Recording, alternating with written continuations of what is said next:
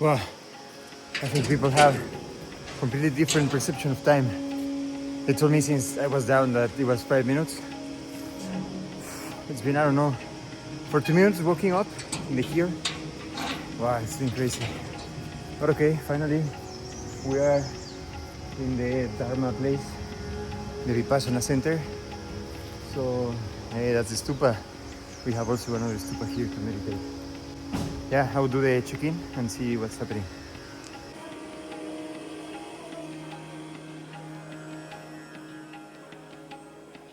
I read the guidelines for the Dhamma workers, or the rules that they have for the Dhamma workers.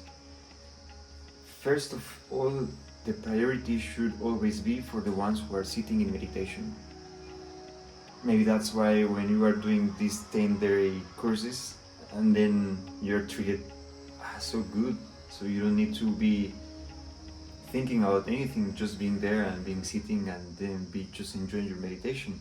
So this time is a little bit different because they are requiring us to be almost all the time in service and attention for them, which again, I don't mind. It's an opportunity of expansion, like going beyond the comfort zone.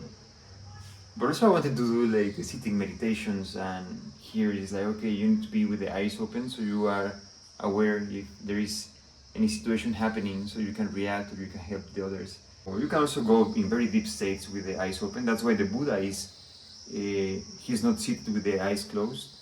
In the statues, he's half open, like the eyes are half open because he's here but he's not here. So you can achieve these states. And when I was starting in my first Vipassana, I was like, okay, but why with the eyes closed? Because you can go deep. And then I started enjoying doing with the eyes closed, and now that they ask me to have the eyes open, it's like, oh, okay, I wanted to have the eyes closed. Anyway, I will chill, rest, have food. Wow, that was so good, especially this the tukpa. Oh my god, it's like beans, and I don't know what else. I have never tried one of these that tastes like this before. Wow, so good.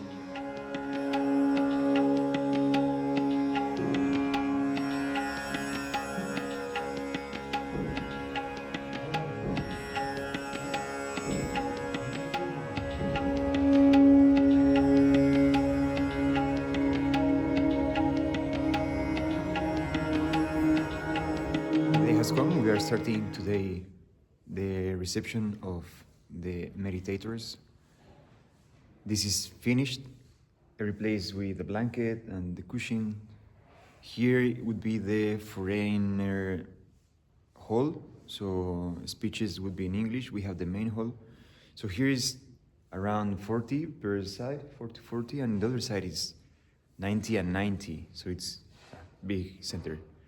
Quick things in these few meditations that we have done is the reminder of change, anicca they call it.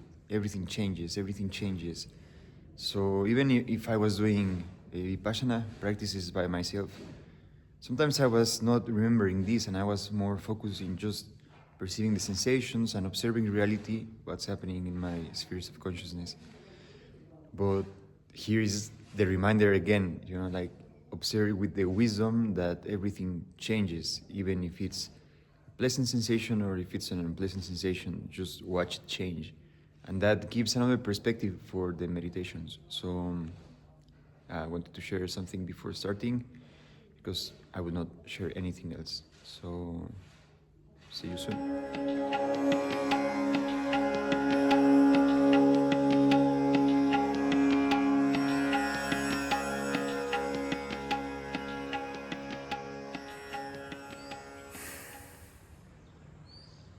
Finishing this 10 days journey,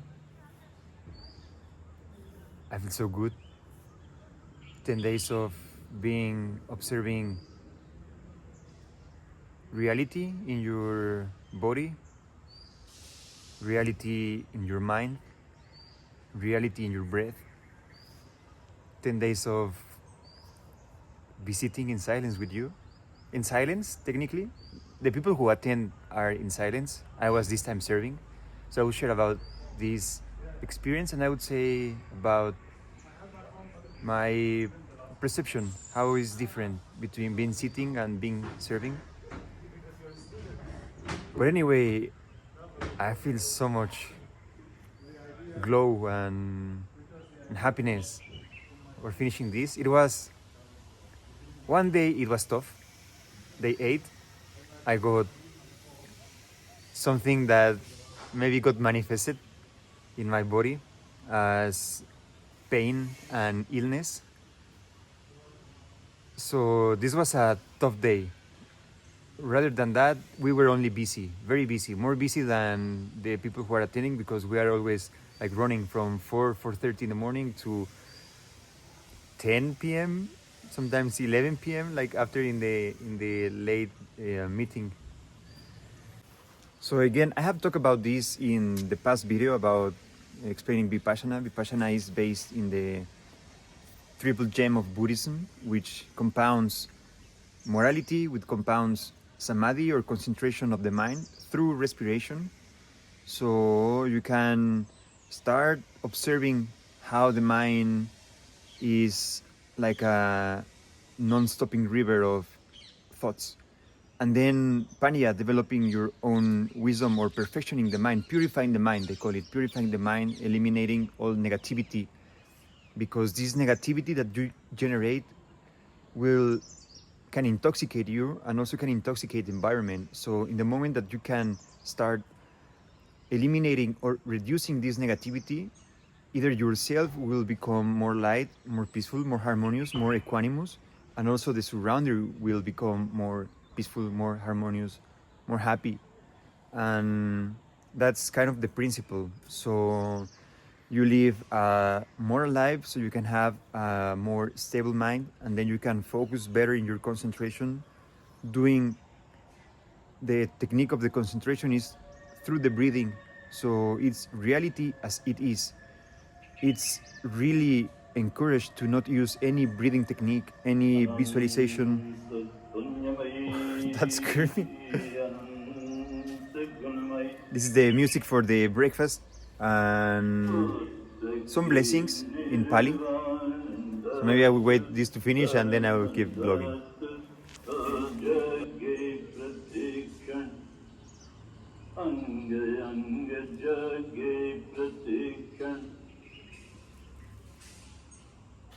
And the develop of wisdom through observing every part of your body. Once you are in a concentrated mind, you can start observing this reality inside the body, so you understand how every thought generated in the mind creates a sensation. And then this was very clear this time, or at least way more clear than the first 2 times that I did this similar Vipassana. When I was sitting after some time and the body is already in a long time position, and then you start creating certain aversion towards something, maybe subconsciously, but I don't know, somebody starts bothering. And I'm doing quotation quotes because everything is perfect, and the main teaching is just to be equanimous, because it doesn't matter what is happening in the surrounding. You always need to maintain equanimity, because equanimity is purity. And then in this purity you can observe this, okay, when I create this negative emotion, because it's subconscious and it's so fast that it happens, like, why is this guy coughing, like so hard, or making this weird noise or whatever, or like scratching, trying you to not disturb anybody, and somebody is like making these noises. So it gets manifested in the body as sometimes unpleasant sensations. So this is a process that you will start observing, because then if all the time we just keep in a reactive mode, then we cannot go to the deeper part of this. And then once you go to the deeper part, then you can start observing how you can maybe change it or get a freedom of that. Okay, if I understand how it's created, then I can prevent it. And then when you prevent it, then you can achieve this equanimity, that it's the main intention or the main aim to attain. Always be equanimous and always be aware of what's happening in your surrounding, in your spheres of consciousness, or in your senses, in your sense doors. So they keep saying that reality is a mix between the four elements or five elements plus the six senses that we have. So it's a mix between air, water, space, fire. Fire creates the temperature, earth creates the solidity in the body, water creates the bonding, the cohesion, air creates the movement, the fluidity, these expansions, um, mind or space that allows everything to be manifested. And then we have the four parts of the mind. This is a summary because they could even like dissect it in any many more parts of the mind. But let's say that we have the cognition, the recognition, the action, and the reaction, something like this. I don't remember the last two, but it's cognition. It's what we receive. So we see a shape, we see a form. This is coming through the eyes, or we perceive sound. This is coming through the ears. We perceive touch. This is coming from the body. And then the recognition, we recognize this thing that we are receiving as pleasant or unpleasant. Oh no, this is the feeling. So okay, the recognition is like the memories, the storage memories of this thing, you know, like this is something that I find, like I understand this means rock because I have been taught that this is a wall, that this is a rock. And then I can have a feeling that it can be pleasant or unpleasant, and then comes the reaction. So or everything made by this mix of stuff. So yeah, I don't know, it was quite interesting this time. I think as everything that you keep doing, you know, like you go to the gym, you get stronger, you get to build your muscles, you go and practice swimming, you do running, you get better in whatever you are doing. So the same, once you go and you sit and you sit, then you can start getting better, clearer, and deeper. So I'm very happy with some experiences that I had here. With I could now feel all my body. I have sensations everywhere. If I sit and then just you don't need to be seated. You can be doing everywhere and just be aware of the sensations that are happening in the outside first, because this is what I first started like practicing, feeling the touch of the atmosphere, feeling the touch of the clothes, and now I was trying to feel inside what I can perceive inside without imagining like the shape of the organs or the shape of everything that it's inside. Just what can I perceive? And I was just perceiving empty space, you know, like I don't know. So I think there is a way longer path to develop, but I had quite beautiful experiences. And yeah, so this is the last part of this triple gem that I was talking, the develop of wisdom, that this wisdom comes through your own understanding, through your own self-observation, through observing the reality of the mind, through observing the reality of everything. And then how we have this craving aversion happening all the time, things that we want to get from life or things that we want to leave behind that we don't like. So remain in equanimity, remain in purity. And this was part of the lesson. Talking about the wisdom, that this wisdom comes from observing your own reaction to what we perceive through the mind as pleasant or unpleasant, that it can be subconscious because we are not aware that this is happening.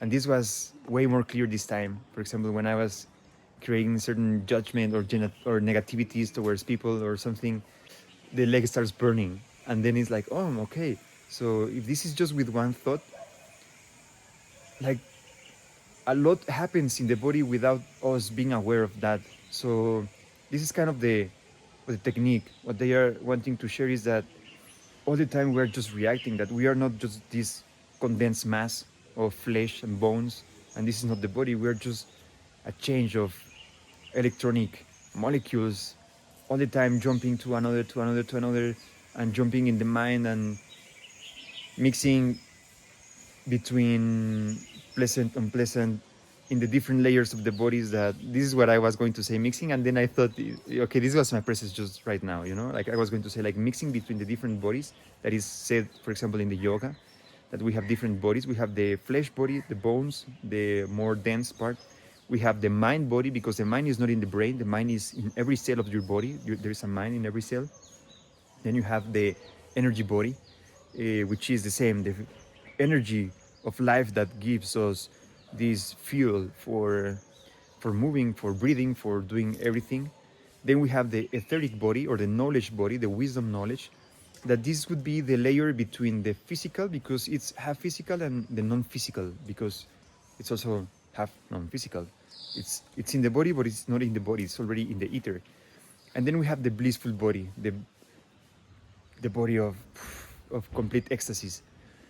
And this is coming from Sankhya. So this is what I was doubting if I should say this in this place, because they are very like, don't mix anything. Don't mix this technique. If you are going to try this without other practices that you know, that you have done. And I understand the why, because if you mix, then you cannot get the true taste of this. And if you just give a fair trial for these 10 days, then you can get a real taste of what is this, and you can observe and then judge if this works for you and if this creates this evolution in you. So yeah, that's why I didn't want to mix this. But also, like the Buddha Siddhartha, because they have it many Buddhas, like Siddhartha was instructed in deep levels of yanas and samadhis. So this is coming from Samkhya, which is one of the base of yoga. So anyway, we have these different bodies in this, and when we are doing Vipassana, we are, in my perspective, we are working with either the energy field, but also with the etheric field, because when you start this dissolution, you are like running energy through the body, just sending awareness to different parts of the body. You start creating like sensations, and then this at some point switches to this dissolution. And the dissolution, I think this is not physical at all, so I don't know where is this.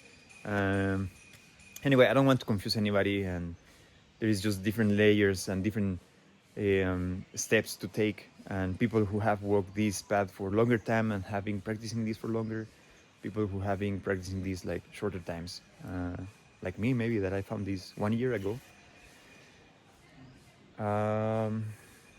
So this is the center, this is the main meditation hall. Then where I was starting to record at the beginning is the main pagoda. I don't know if somebody is doing meditation, so maybe I shouldn't be like shouting. Now the sun is there, so you will not see anything, but anyway, this was the pagoda. These are the dorms. There are different, there are dorms, there are private rooms, there are shared rooms. We don't have any clock, so we go with a gong, you know, like pong, they will hit this like bell to let people know that the activities are over.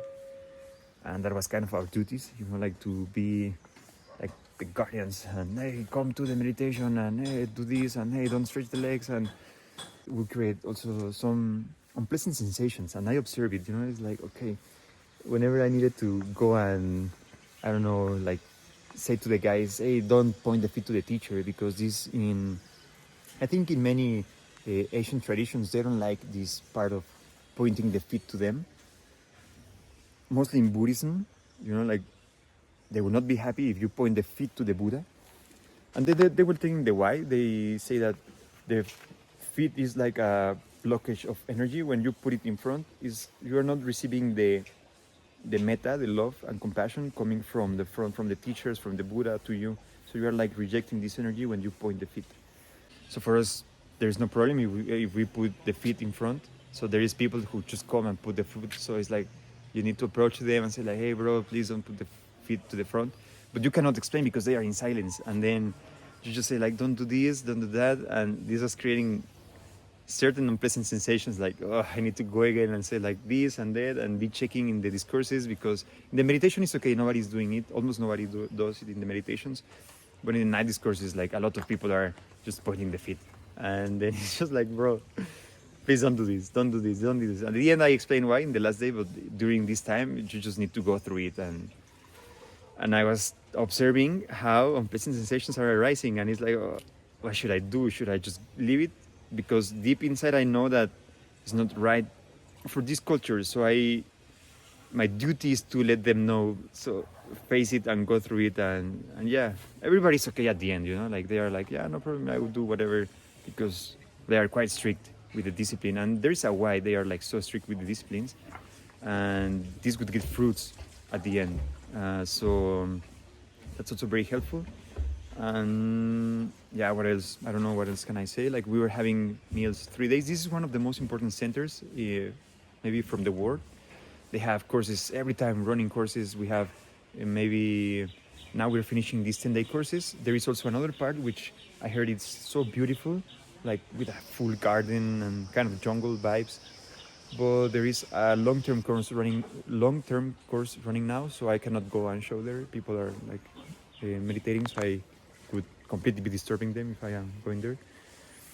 And in 2 days there would be a teenager course here starting, guys or people from 12 to 15 years doing Vipassana for 3 days. So it's a way different program, of course. I think they do meditations for 12-15 minutes, and the long meditation is 30 minutes.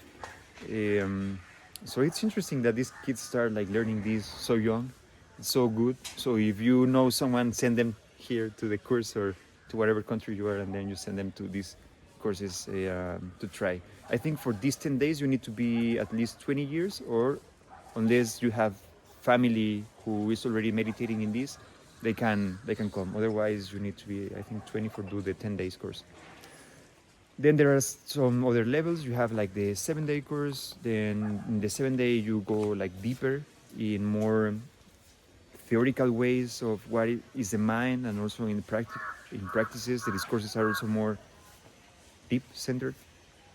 Then you have the long-term courses, and there's a whole path of doing this until you just probably, I don't want to say this to create any craving for anybody or whatever, or expectations even for myself, like I don't want any expectations, but people who are just like walking in dissolution state all the time, and it's just like where I'm just like a mass of subatomic particles walking in subatomic particles, talking with subatomic particles, eating subatomic particles.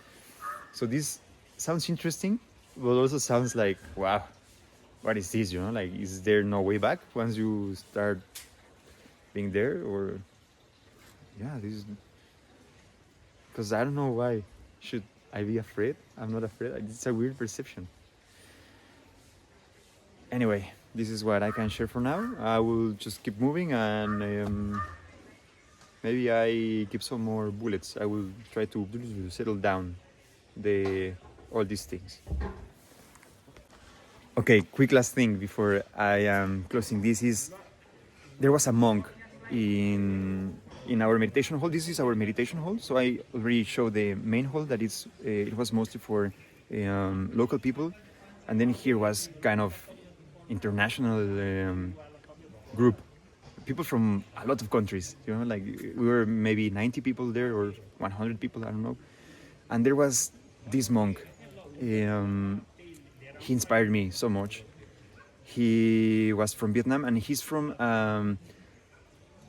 very particular tradition that is called Du Tanga. I will research more about this, but these monks have a life of renunciation, and it's a very strict way of living. So, for example, they don't sleep in a bed, they sleep doing lotus, and he would be all day doing lotus, like without moving. And I don't know, I was doing, let's say, have lotus for the 1 hour not moving, and then you stop, you go out of the pose, and then it's just like and then he would be just like opening the legs and just walking. So at the end I approached him to start talking, and it's like, bro, you inspire me so much. So we start talking about this. Maybe he's already in a very, very much awareness state of living, where he chooses to live in this renunciation. They literally don't have anything. They only have their robes.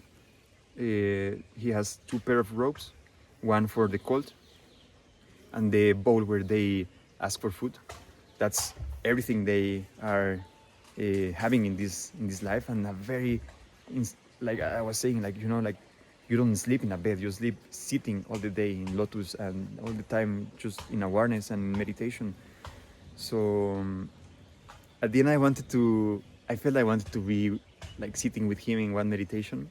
We were talking, we shared some stories. It was very, very, very inspiring. I managed to do it. Like the last session, I said, like, this is like my graduation exam. I would be sitting 1 hour in lotus without moving, just because I don't know. I want to sit with him and do meditation with him.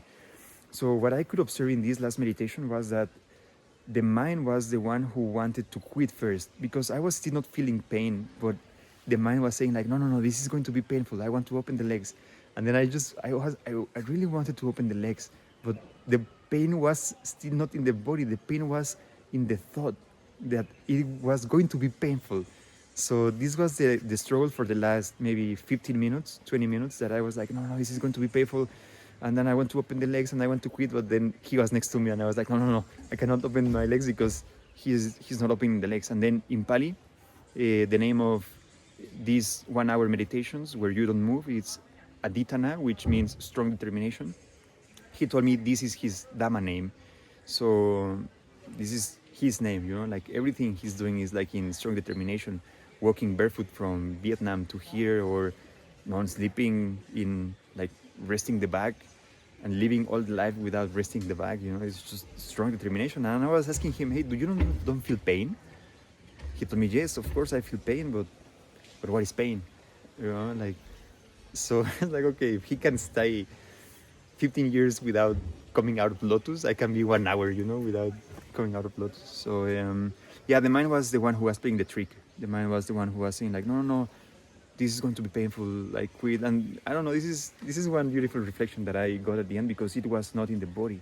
So I don't know, the quick shift that I took was just, instead of being listening to this, oh, this is going to be painful, you just start focusing in the toes, or you start focusing in the, yeah, like in whatever sensation I can have from the sole of the feet, or whatever sensation that it's the reality of my body, not what my mind is being scared of being perceiving in a non-happening future. So yeah, that was a very, very interesting person.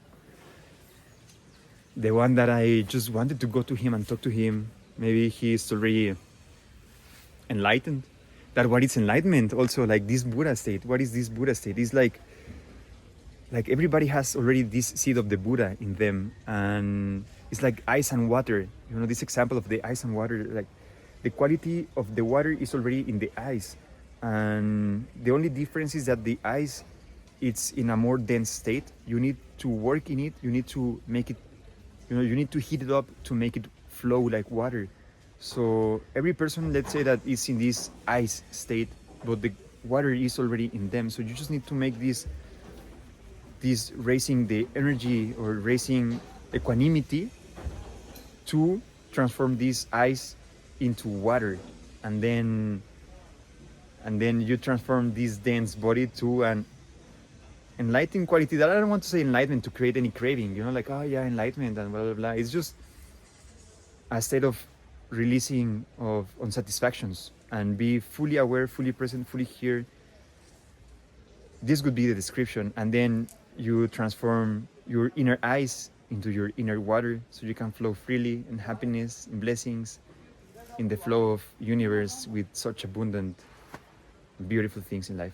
So okay, maybe that's all for now. See you soon.